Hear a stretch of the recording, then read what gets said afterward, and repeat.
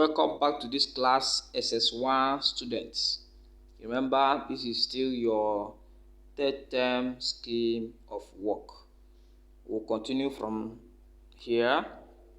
Last time we talked about conflict and everything that has to do with conflict. And today we are looking at the meaning of conflict resolution and management. Conflict resolution and management. I still remain your educator, Obinwachukwu Gozie. As you already know, I am an educationist and a lover of knowledge. Alright, let's first of all look at what conflict resolution is all about. Okay, it can be seen as the methods and processes involved in facilitating the peaceful ending of conflict. Yes, that is the meaning of conflict resolution.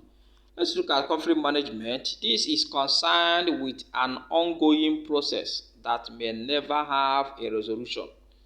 It is a constant process of controlling conflict without complete resolution. Okay, let's look at the ways of resolving conflict.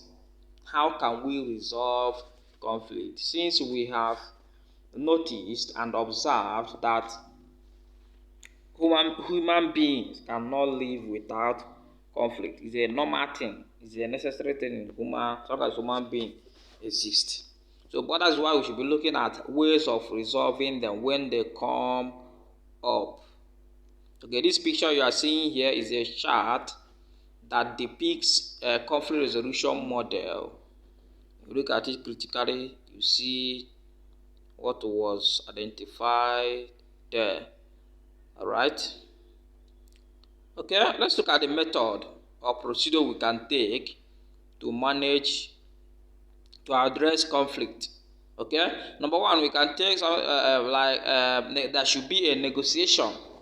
Just like when Nigeria was still suffering from Niger militancy.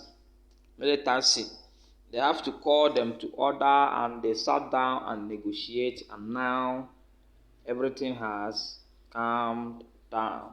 So negotiation can be employed in mediation, diplomacy, and creative peace building can be employed.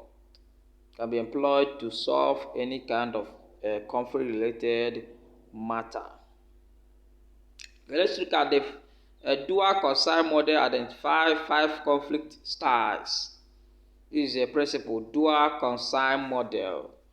They identified 5 conflict styles of resolve or strategies of resolving conflict matters. The number 1 is avoidance conflict style.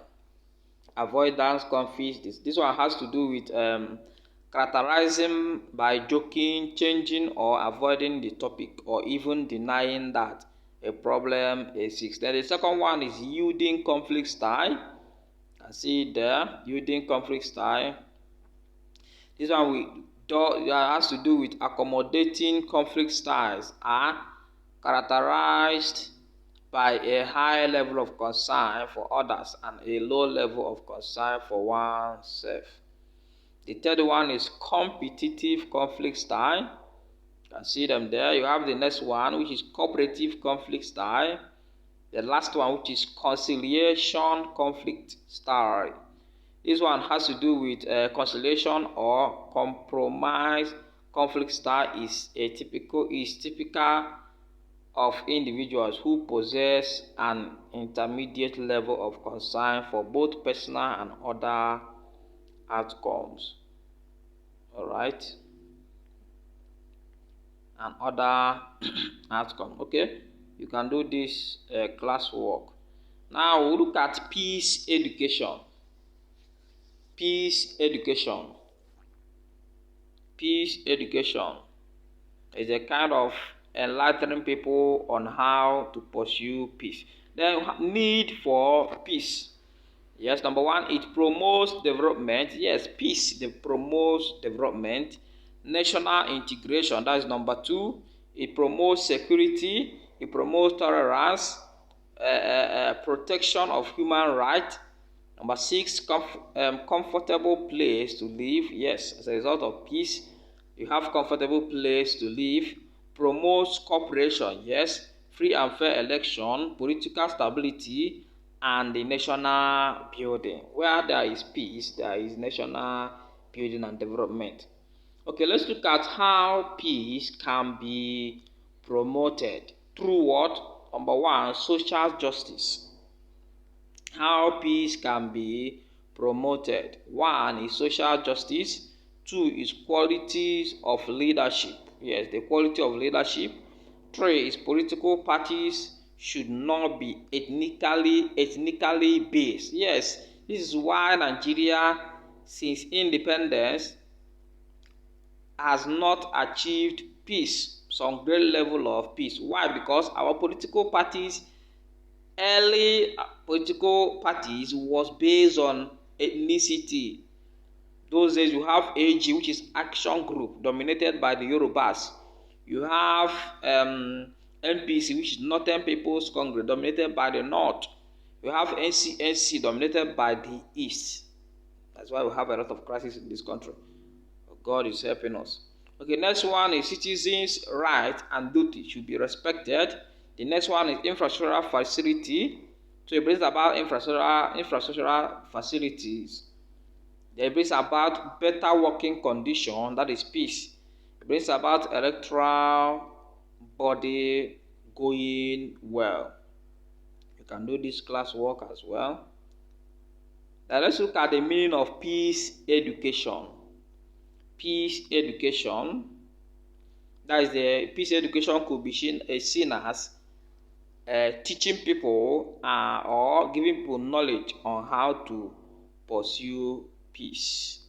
Okay, let's look at this. It is the process of acquiring, that is, peace education is the process of acquiring the values, knowledge, and developing the attitudes, skills, and behavior to live in harmony with oneself and others and within the natural environment. Alright, the UN Secretary General, former UN Secretary General Ban Ki-moon, dedicated the International Day of Peace 2013 to peace education in an attempt to refocus minds and fond of man on the significance of peace education as the means to bring a culture of peace within the globe. Okay, let's look at the importance of peace education. The importance of peace education. Number one, it encourages individual to be committed to peace and enhance the confidence of the individual. Number two, it informs the students on the consequences of war and social justice. Yes, every war and social injustice has consequences. Number three, it informs the student on the value of peaceful and just social structure. Thereabout. And now the next one is it encourages the student to love the world and imagine a peaceful future. Number five, it enables teachers to care for the students and encourage the students to care for others. That is what we are doing here. That's what we are doing here by giving you this free resource. All right. Okay, let's look at the next one, which is why peace education is necessary. Why is it that peace education is necessary? Yes, it's very, very necessary. Very, very important. Why is it that peace education is necessary for political stability? Yes. Peace education programs emphasize on democracy education. A democratic government is regarded as the legitimate one in any society. The recognition and the acceptability of a democratic government enable such government to enjoy political stability. Resolving conflict through violence has decreased due to increase in democratic practices. So peace education is necessary for participation in the skill of critical thinking, value of freedom of speech, individuality, tolerance of diversity. Yes, you have to tolerate the diversity of people that you live with it or that you stay with it, that stay surrounding you. In your surrounding, have to tolerate for peace to reign. Alright, this is where we'll call it a day. This assignment and some class activity there. So this is where we'll call it a day for today. But I strongly believe that you already know why peace is necessary to be pursued. You already know the importance of peace and so many other things. If you have any question, please do well to ask your question in that comment section. Then like this video, give it a thumb up, subscribe to our channel, hit that bell link there so that you'll be notified anytime we release a new video. If you need the term notes, just contact us on 081 33 57 7465. Remember our slogan: pursue knowledge. Knowledge is your life. Your life is knowledge. What you know today is 100% able to help you today and tomorrow. Thank you very much.